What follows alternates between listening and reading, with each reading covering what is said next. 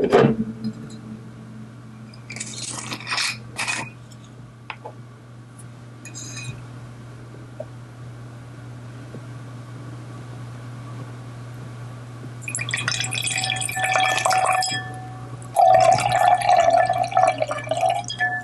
scared me. Oh, tag slipped.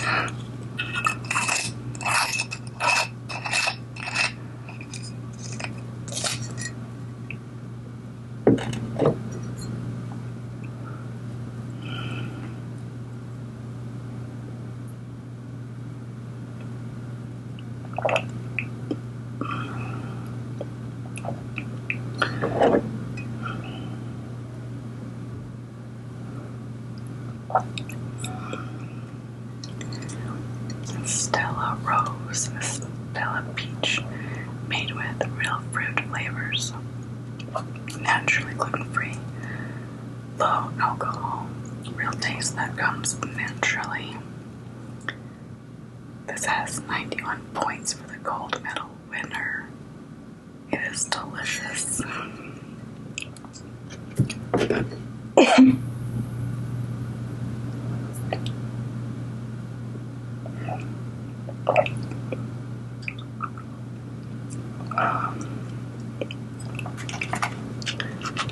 We're gonna pair it with this sweet and spicy tuna.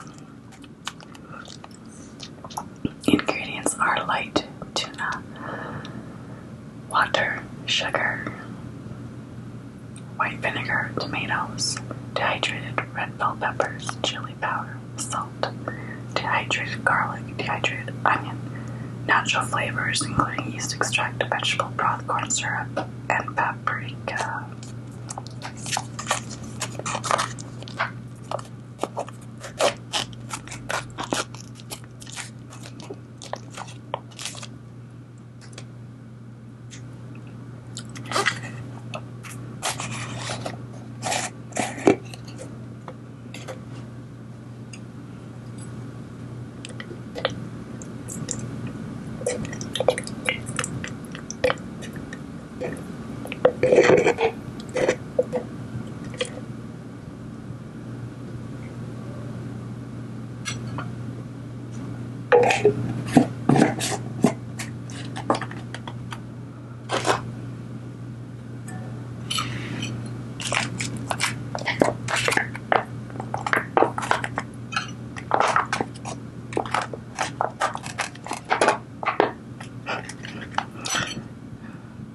Come out, wherever you are.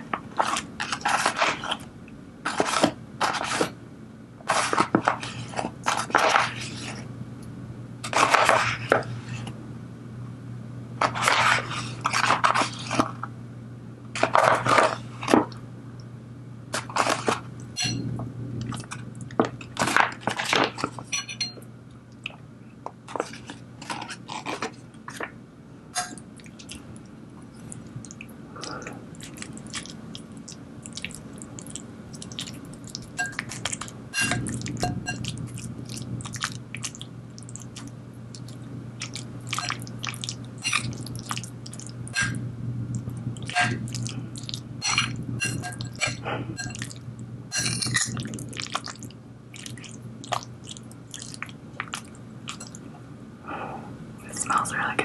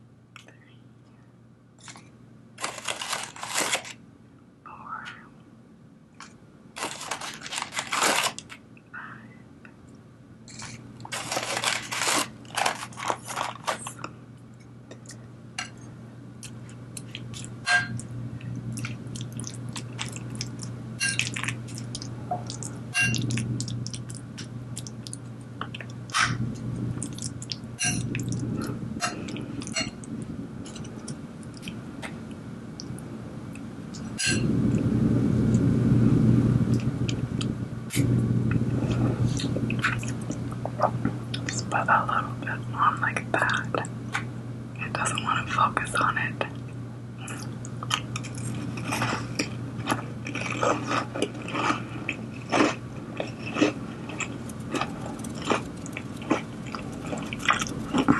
That's so good.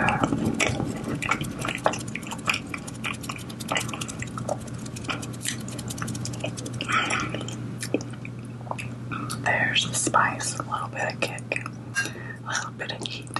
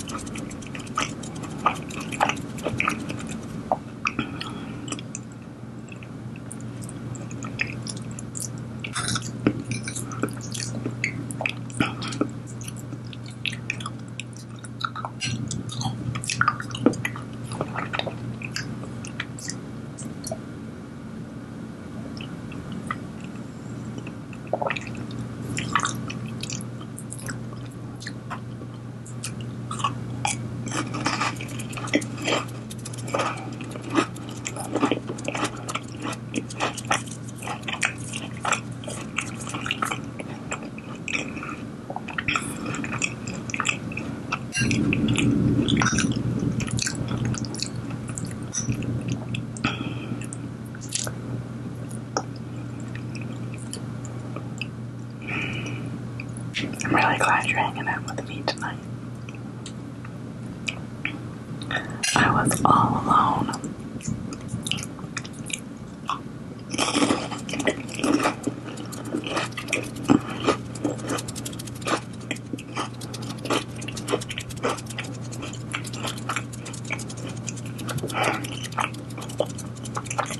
So good.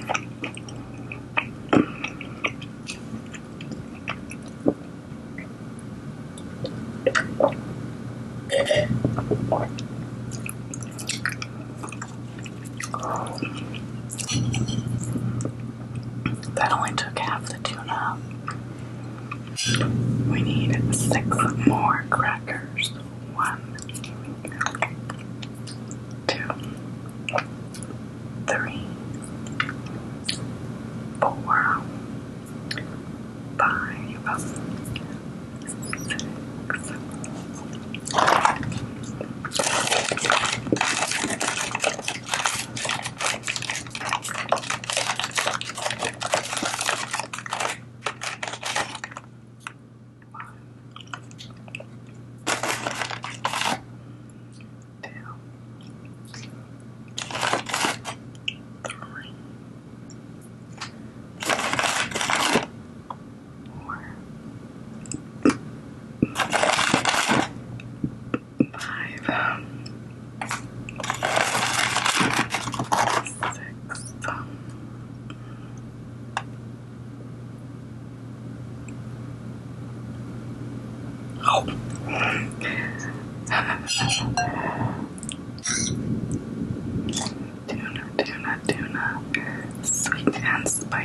sweet and spicy tuna.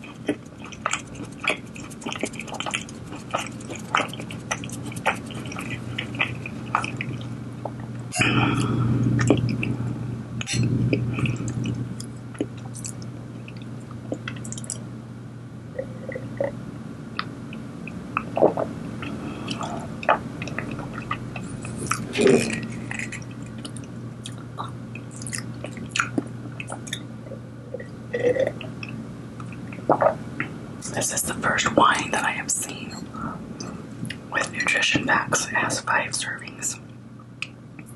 Each serving is 5 fluid ounces. I did more than that. 100 calories per serving. The ingredients are wine, water, grape must, sugar, natural flavors, sulfur dioxide, and antioxidant. There's no added juice.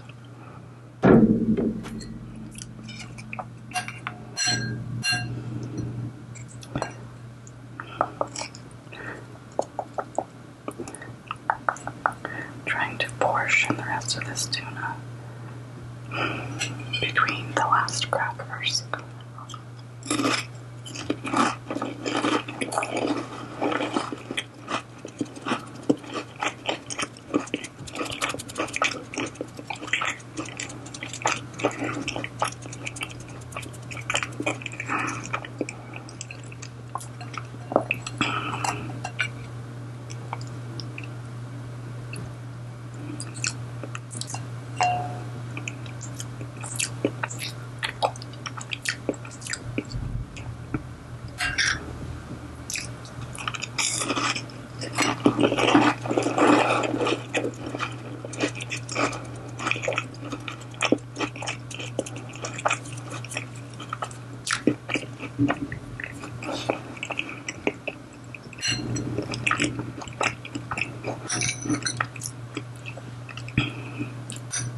Two more left.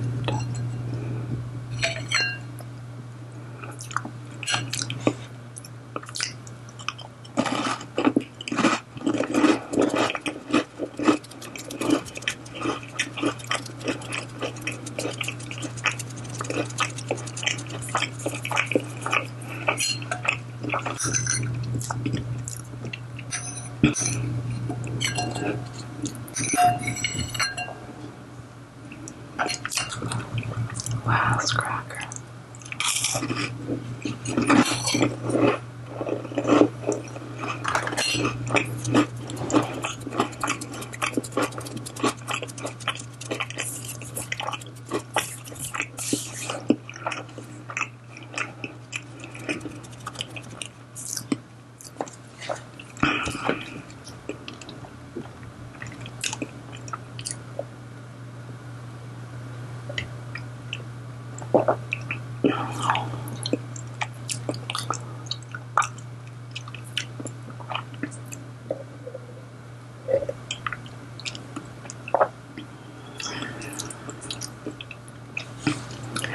So, to go along with our tuna of the sea,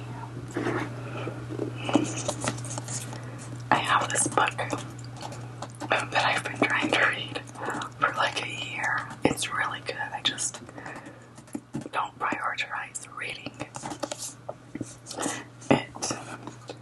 It is about a princess of the island kingdom Visidia. She's training to be High Animancer, the Master of Souls.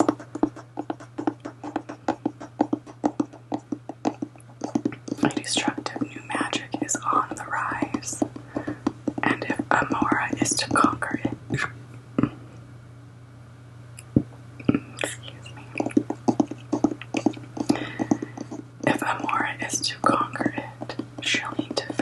legendary monsters, cross paths with vengeful mermaids, and deal with a stowaway she never expected, or risk the fate of Visidia and lose the crown forever.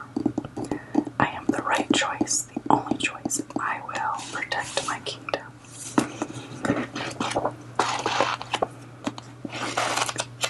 I'm only like halfway through chapter 19.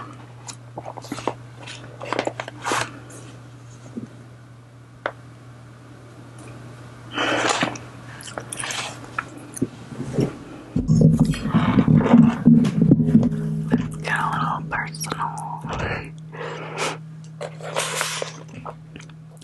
My head hits the pillow, but every time I shut my eyes, I can't help thinking that Gilhall is too still. Gilhall is the name of the ship that she is on. She pushes forward with the same anxiousness that eats at my nerves, and if she's afraid of our destination, then perhaps I should be too. There may be people looking for me on every island, but Zudo has been banished from Visidia for 11 years, left to wither and rot in its own time. No one will ever think to look there for a lost princess. If something happens to me, my people will never know my fate. But I have to wonder, did Father truly keep me from these other islands because he worried for my safety? Did he keep me on Erida so I'd have more time to learn how to control my magic and keep myself out of the very mess I'm now in? Or is it possible that there's more to it? What could Father be hiding? I'm tired of scraping for answers.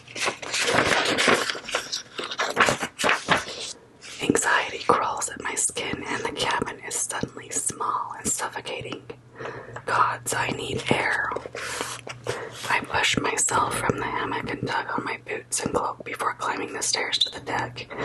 The air's no longer warm with summer heat. There's a bite to it. It's one that sinks into my core and casts shivers down my spine.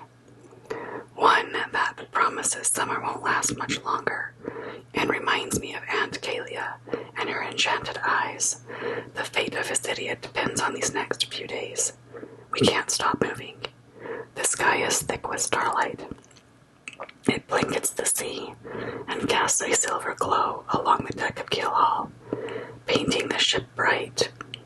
The mainsail acts as its own moon, full and luminous as it pushes forward into the Black Sea. There's a quiet rustle of clothing flapping in the wind, and I turn to find I'm not alone. Vedea sits cross-legged near Gilhall's barnacle-covered serpentine figurehead, tempting her fate by how dangerously close she sits to the water. Her body is still as I approach, but I know she's aware of my presence because she doesn't flinch when I take a seat behind her, closer to the railing. Do you mind if I join you? Vedea shakes her head. Please do. It's been ages since I've had another woman to talk to. I cross my legs as well, wishing I were daring enough to move closer to her. She has a perfect view of the water, but one strong wave and she'll be in the sea. I've missed the ocean, Vedea offers without prompting. She leans forward and draws a long breath of briny air. It's good to be back. I'm not sure what I am supposed to do. I'm used to giving commands, not support.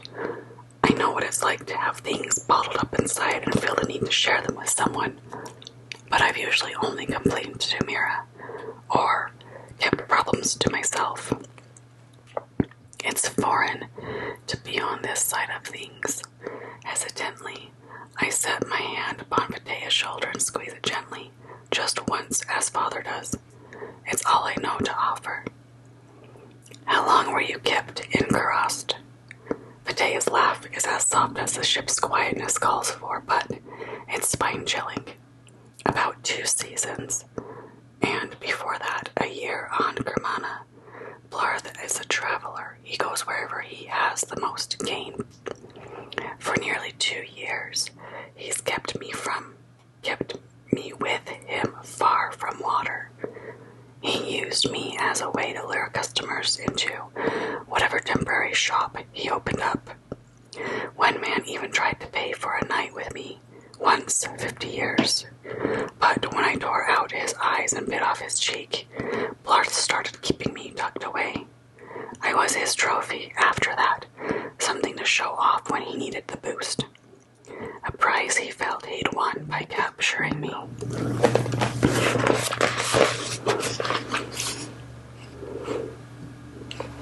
My chest seizes.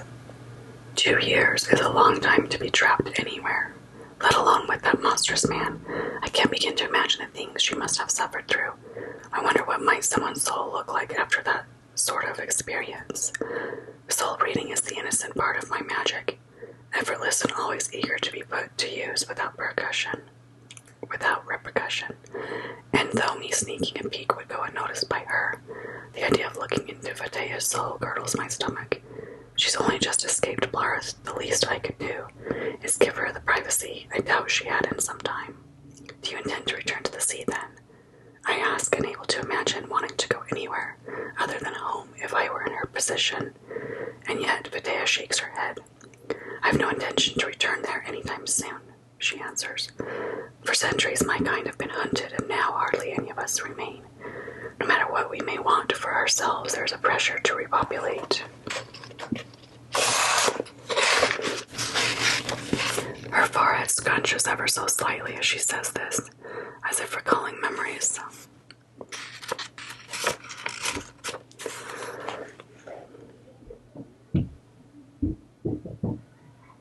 And that's my cue.